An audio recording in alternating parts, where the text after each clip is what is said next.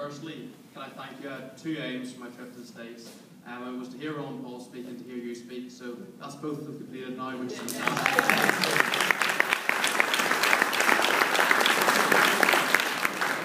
And my question is, the Liberty Movement isn't just alive in America, it's alive in the Conservative Party in the United Kingdom, of which I'm a member. Can I ask, what small piece of advice would you give to us to try and keep fighting and to promote the cause of liberty? I would not presume to give you any advice. The fact that you're here and obviously are so well spoken, you're the best advocate for that movement, and your breathing every day advances that movement. Thank you. Thank you.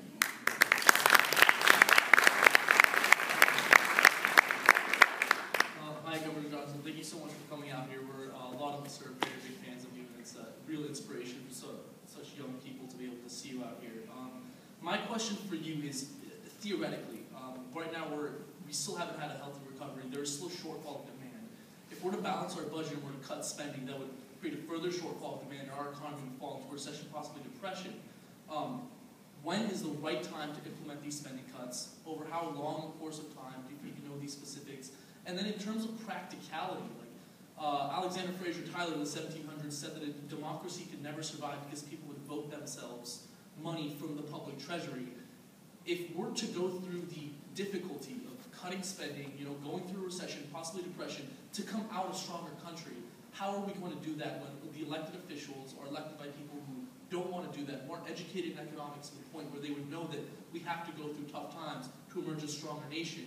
So theoretically, how would we do it, and practically, how are we going to see this? Are we going to see it at all? Well, what you're pointing out, and you be the first person to recognize this, is Germany, prior to World War II, was a democracy. People voted themselves a raise, and they experienced a monetary collapse. And that's what happens in democracies. People vote themselves a raise, and that ends up to be the collapse of democracies. Well, we're not a democracy. We democratically elect our representatives, but that's where it ends. We are a country governed by laws, Constitution on the basis of that. Without being a market timer, I am just going to say that short-term, things look pretty rosy. Long-term, we're going to experience a monetary collapse unless we fix this. So I would advocate fixing it now. I would advocate a 30% reduction in federal spending now. Now, I'm reality-based. If I'm President of the United States and I propose a 30% reduction in federal spending and hang to that, I guarantee you that spending will be lower with a president who's bent on reducing spending, as opposed to electing a president who's going to have a 3% reduction. By the way, and all this reduction stuff that's being talked about is just a reduction in the increase. None of it's an actual reduction. It's just silly. So I would advocate doing it now. Let's fix it. And you did. You said it. We would emerge as a stronger nation. We eliminate income tax, corporate tax. I say we end up with tens of millions of jobs in this country that wouldn't otherwise be here with a zero corporate tax rate environment. I say we set the stage for how economically other countries raise their revenue. I think everybody would go to a consumption tax. Hi, Governor. I'm an undergrad up at the U.S. Naval Academy in Annapolis, and I'm working on a project on the party system. So I was wondering if you could elaborate on the strategic future of the Liberty Movement and whether it needs to continue operations outside the major parties, whether it should integrate itself in, or whether the Libertarian Party itself is actually attempting to wedge itself and become one of the major parties. Well, so I think that the Liberty Movement is on this trend right here. I mean, just skyrocketing. With anything that's skyrocketing, it doesn't go from this to this. It may go from this to flattening out a little bit, but right now, it's in this phase right now. So I think you have, you definitely have Republicans that are embracing libertarianism from a fiscal standpoint. If Democrats were just a little bit more knowledgeable, they would embrace libertarianism because the fact libertarianism is more liberal than Democrats on social issues.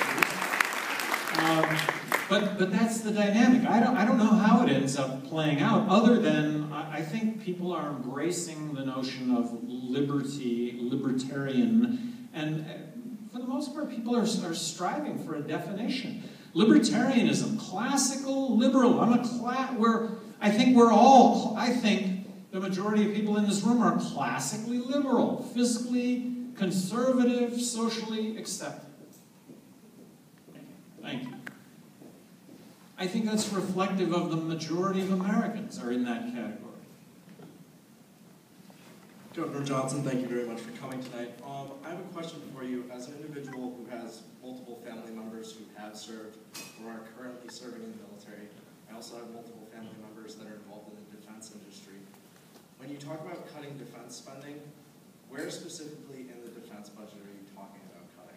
Well, you got 7 phases, or you got 7 different areas. One is reducing nuclear warheads from. I've had this briefing before, and so don't quote me on this number, but like 2,400 to 800. Do we really need to blow up the planet 8 times, or might 2 times do?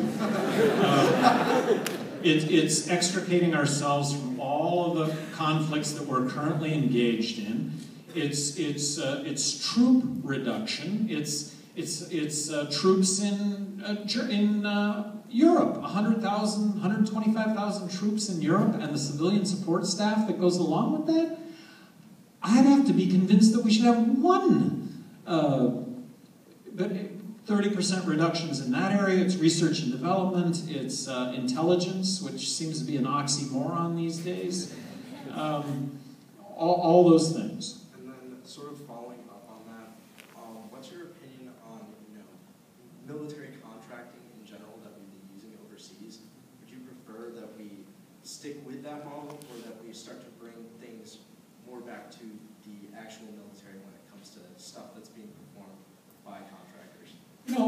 I'm an advocate for anything that can be done privately from the standpoint of better product, better service at lower price. But when I read about military contracting, to me that concept is out the window. That it costs more. It may be as good a